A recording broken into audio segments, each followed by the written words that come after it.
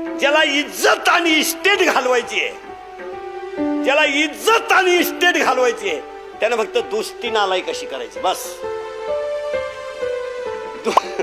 दोस्ती नालायक केली का आपल्या जमिनीला आपोआप गिराईक लागतं.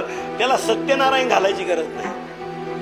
शेजारची बाई जास्त वेळा आपल्या घरात बसायला यायला लागली का आपल्या घरात आपोआप भांडणं सुरू होतात. चतुर्थी करायची गरज नाही.